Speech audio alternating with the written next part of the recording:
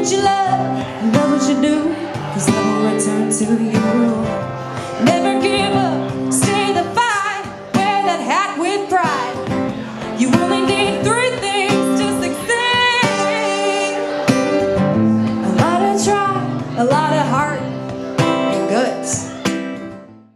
Hey everybody, Mike Burkholder, Contra Costa today. My guest today is Brian Oftedal of the East Contra Costa Fire Protection District, who is now the board president, and congratulations. Nice, thank you. It's been a long time coming. You've definitely proven yourself to be well involved in the district. You got a long history actually with the district. For those that don't know you, can you give a little background of who you are, where you came from, and what you're doing now? Sure, so my start in the district started with Bethel Island Fire Protection District back in the late 90s. I was a firefighter paramedic, part-time firefighter paramedic for Bethel Island Fire. And that was prior to the transition in 2002 when there was the merger of Oakley-Knightson, East Diablo, and Bethel Island when they all consolidated. I was with them for roughly 2 years before I got a full-time job offer with the City of Oakland. I've been with the City of Oakland since 2000.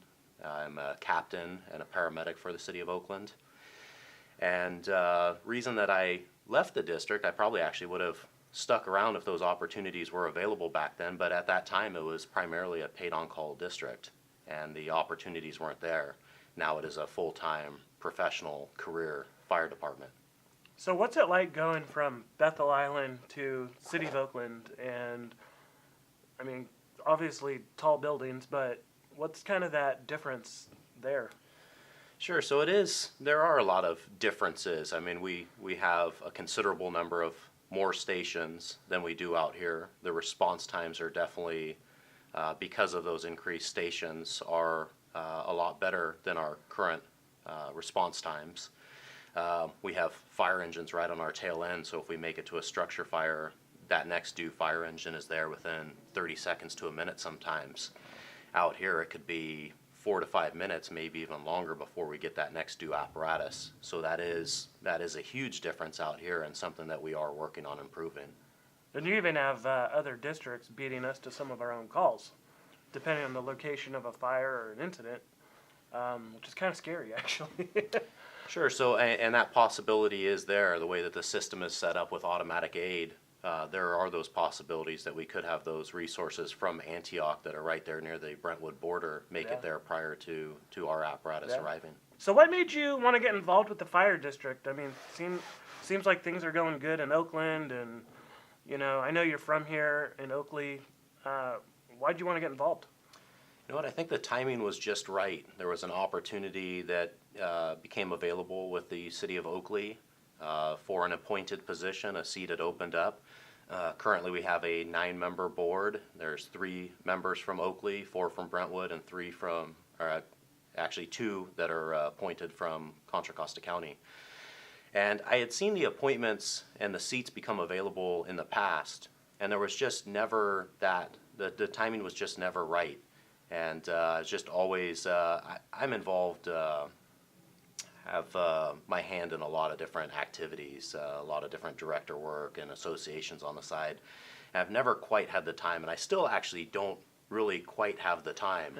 But this was actually more ideal than anything. And I've watched the struggles in the district. I've watched us having 8 firehouses open to down to 3 firehouses and kind of fluctuating in between, and watching the news and reading the paper, and just it's always frustrating to see what was going on out here. And I really felt like this was an opportune time for me to get back.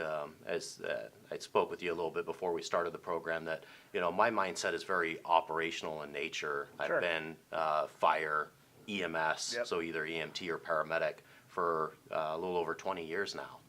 And so working in the field, working on an ambulance or working on a fire engine, working in a hospital, having that kind of mindset, it's a very different experience going from that operational mindset to more of and whether we call it political or more of a leadership role in city, kind of county government, fire districts, special districts, it is very different for me to change that mindset. So without kind of running all over that question, it felt like the opportune time for me to be able to come back and maybe provide some of the experience that I've acquired over the last 20 years or so, and hopefully be able to bring something to the table, which it seems like I'm finally able to work with some folks and actually bring something to the table. Sure. So, getting involved, what was kind of the most frustrating thing for you on the outside before you got appointed?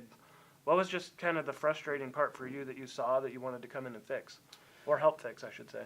Sure. I think the amount of fire stations and apparatus that we have available is probably the most frustrating. Wishing that there was the money available to open up another station, to hire more firefighters, watching as many firefighters as we have that have left the district over the years because we haven't been able to compensate them appropriately. So folks have always been looking for other opportunities out there.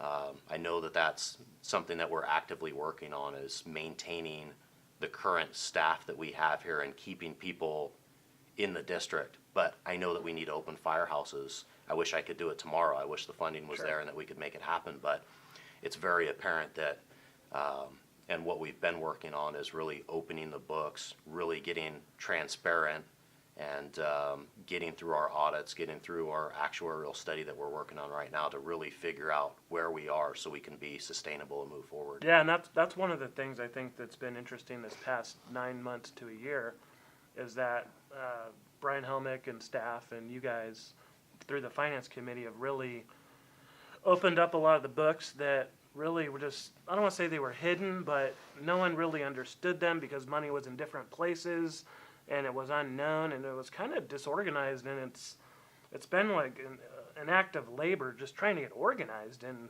lo and behold, there's money that's one-time use, which is allowing you guys to do a lot of good things. How hard has it been dealing with the rhetoric of the whole district? I mean, there's dozens of ideas of where to go in the future, how many stations we need, firefighter pay. Can you address kind of the rhetoric and how rather than putting ideas out on social media, come to meetings, meet with you guys, discuss it, and kind of maybe address that? Yeah, so that was a lot. Yeah. A lot in that one question there. So yeah, I don't think we were as transparent as we could have been. I think that our website wasn't up to par. It wasn't where it should have been. I don't think that the materials were as accessible as they should have been, as they are today. I think that our website that is up has a ton of material available. You could spend an hour on the website just clicking through the different links and pulling up whether you're looking for board agendas or you're looking for any of the materials that we're talking about. The budgets are on there now. Sure, budgets are on there. There's a whole transparency section. There's our operational numbers are on there showing how many calls we're running, what our response times are. There is a ton of information on that website, and if there's items that are missing, I'd love to know about them and I'd love to get them up there, because that is the big thing that we're trying to work on right now, is just very much communicate as best we can and be as transparent as we can. Yeah, and I think with like a lot of people don't understand is when you say it's 3 million, 4 million, whatever the number is for a station to open, it's always a moving number based on retirement, salary schedules. I mean, there's a lot of factors that really it's hard to nail down a number, and it's just a moving target, which people don't like, but it's reality. Right now, the hot topic now is you guys are going to open a fourth station is going to be built in Oakley in the Summer Lake area, and I know they're still in the planning stages, but how valuable is that station going to be to have it for when you guys could actually hire more firefighters? Sure. So it's great that conversation has finally concluded, and that we're finally looking at building a station in Summer Lake. That is an ideal location that can potentially cut the response times in half from our current response times into Bethel Island, into Knightson. even being able to shoot down sellers and hit Byron and get better response times to Brentwood, Discovery Bay, and the other parts of our district.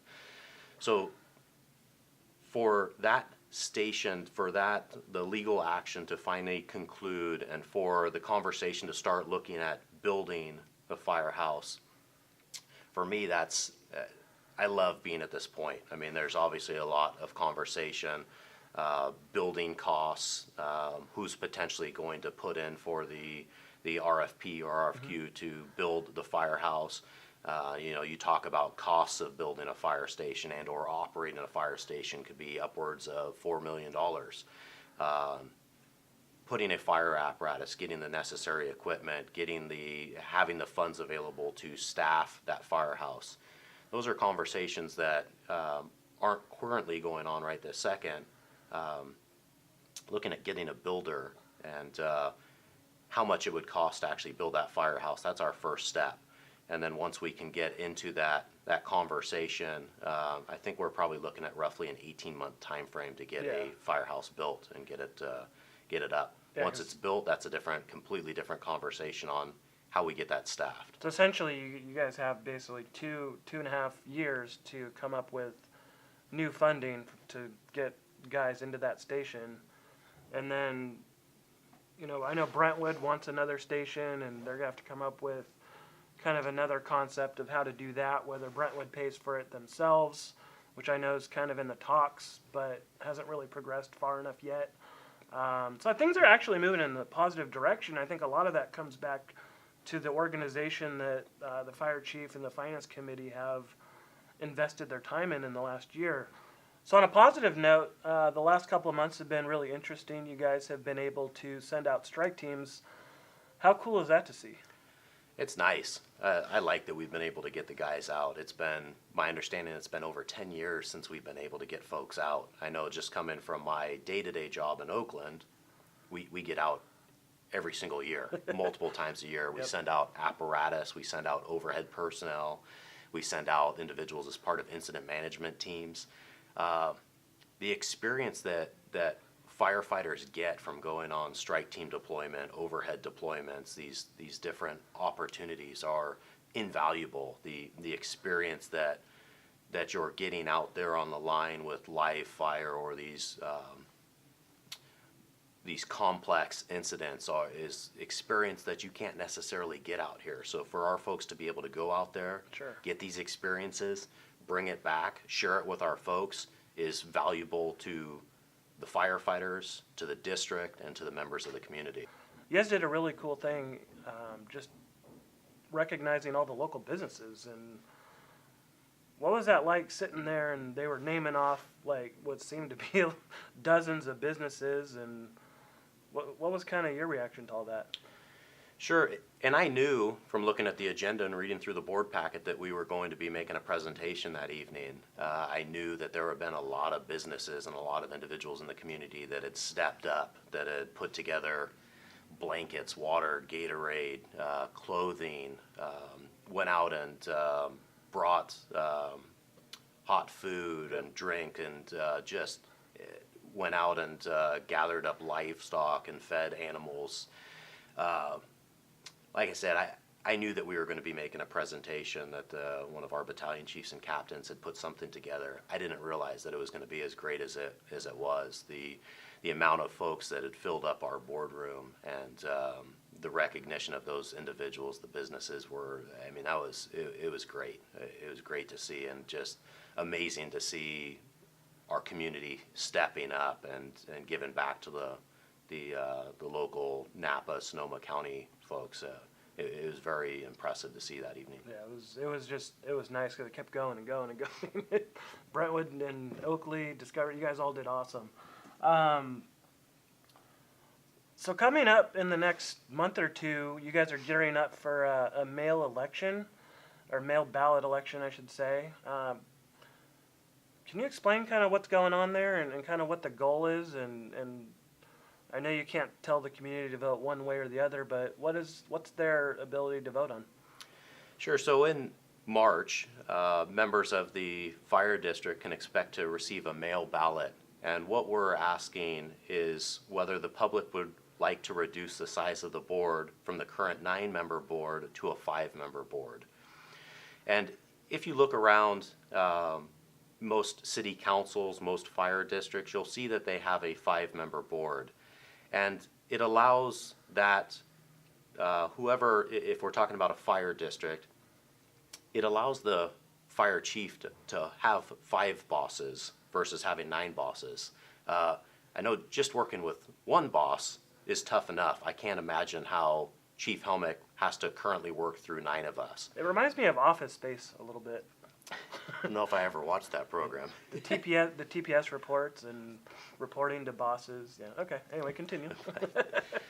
Yes. So the idea is to move from a 9-member to a 5-member board. I see there being time saving with production of agendas, production with board packets for 9 different directors.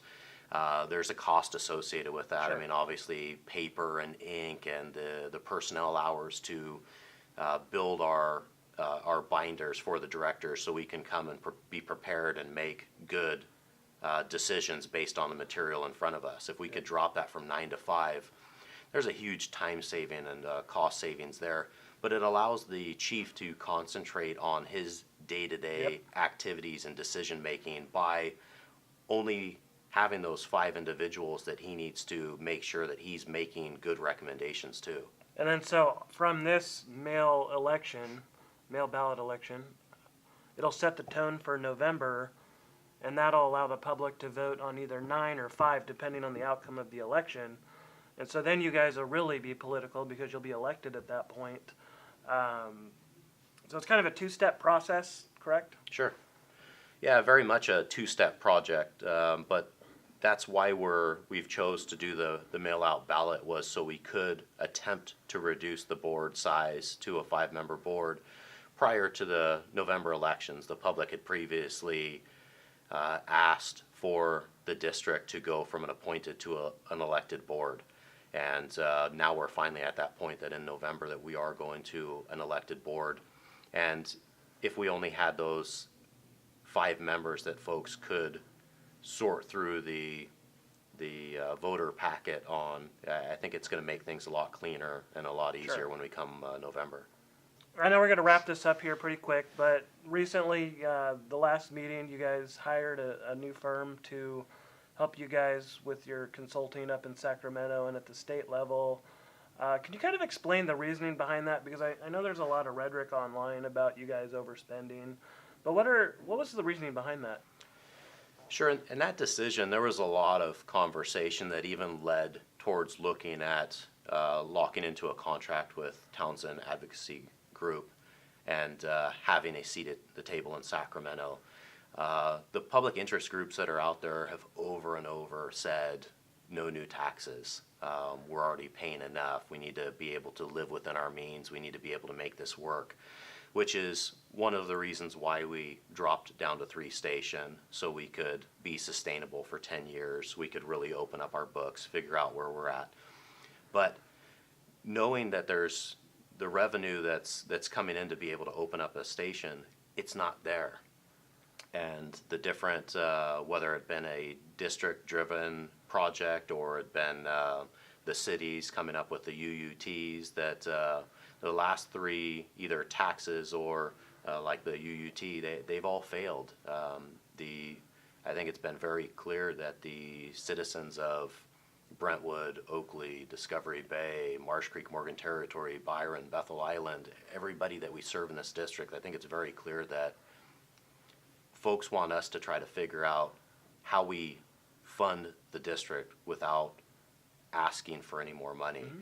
And this is one of our opportunities to be able to do it, because Townsend is not only going to get us a seat at the table in Sacramento per se, but they're going to be able to have help us with a communication with, and whether it be mayors or council members or assembly members or senators or whoever it may be, that's another, it's an extension of Chief Helmick's office to be able to help us advocate and be able to speak directly to the district or about the district in our current situation, as well as something else that they bring to us is the ability to do grant funding and or look for grant funded opportunities for us. How vital was that finding and getting grants? Was that part of the conversation? Was that kind of the, if they didn't do that, it's kind of the deal breaker type of thing? Because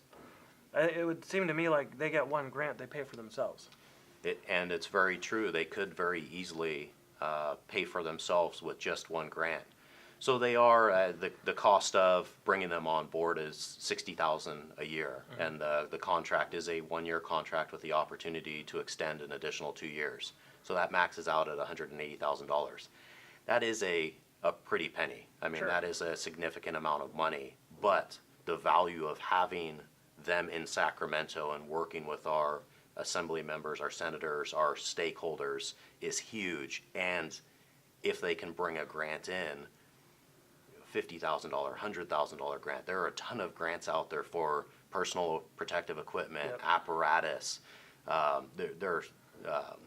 We're looking at working with law enforcement and unified response to violent incidents and Yep.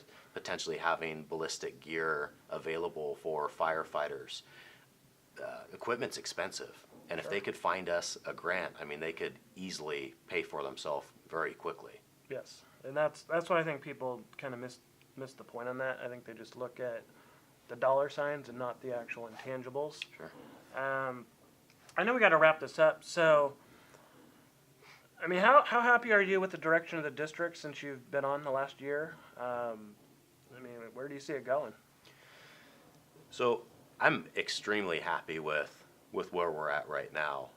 Being able to, once that vacancy occurred in the fire chief's position and bringing on an interim fire chief, Brian Helmick, and now appointing him as a permanent fire chief, he's done a fantastic job leading the district, providing clear leadership, clear direction to his battalion chief, to his firefighters, working the communication with the board and the recommendations that he's bringing forward are on point.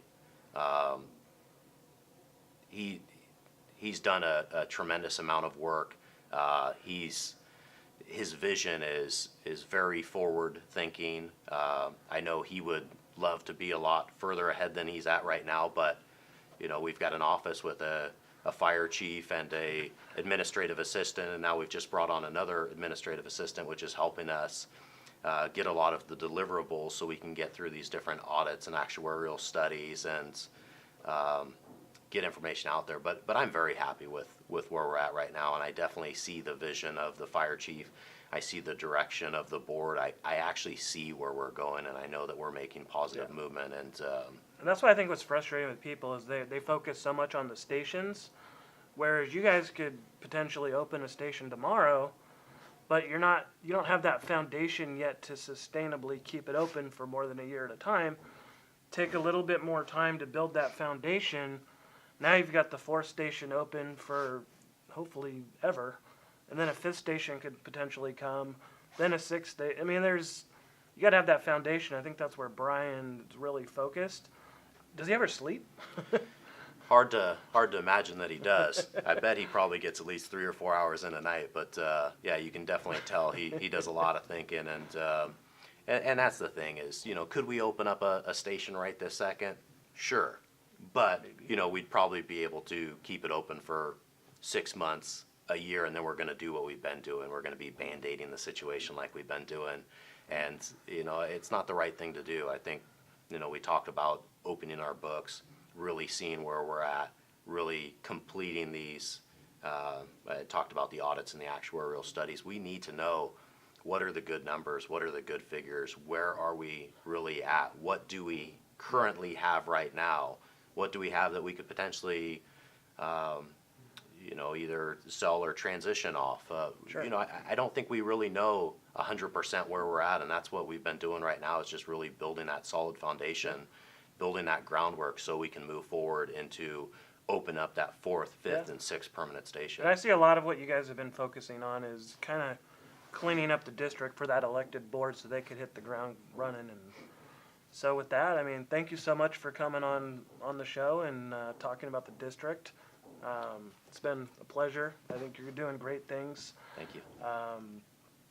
Thank you everybody for watching. Please like, subscribe, leave happy comments, snide remarks, start the conversation. We'll see you next time. Take care.